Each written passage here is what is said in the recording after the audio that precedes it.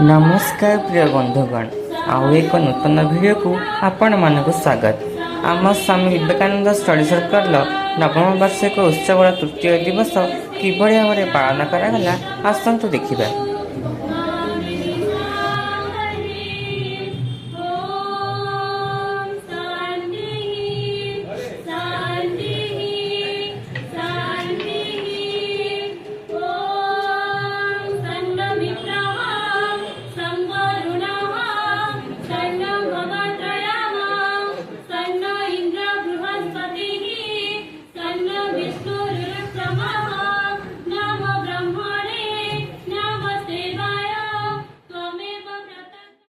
समस्त श्रद्धेय प्रिय भाई भौणी मानक स्टडी सर्कल नवम वार्षिक उत्सव तृतीय दिवस को समस्त स्वागत करुच्ची, समस्त धन्यवाद ज्ञापन करुच्ची।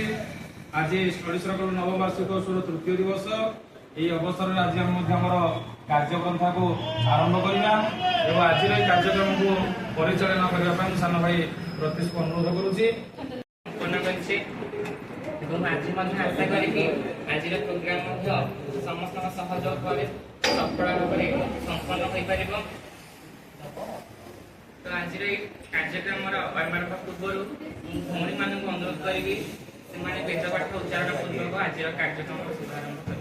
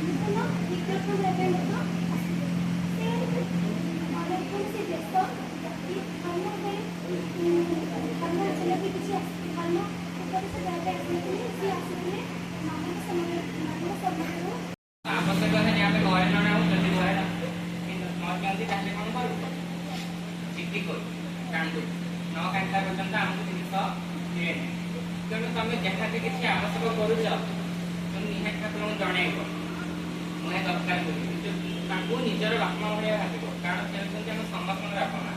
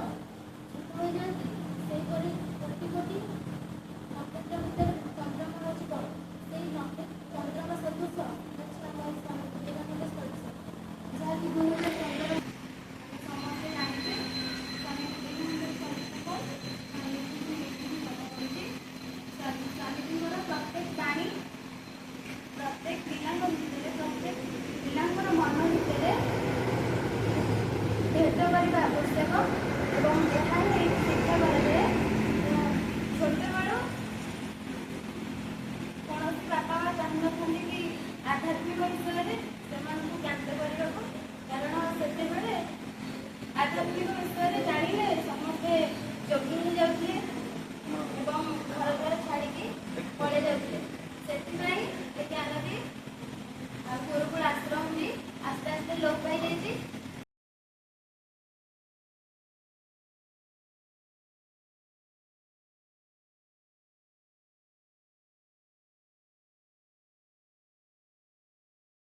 ସେ ବିଭିନ୍ନ ଅନୁଷ୍ଠାନ ମାଧ୍ୟମରେ ସାହାଯ୍ୟ କରୁଛନ୍ତି ଏବଂ ସ୍ୱାମୀ ବିଦ୍ୟାନନ୍ଦ ପଢ଼ୁଛି।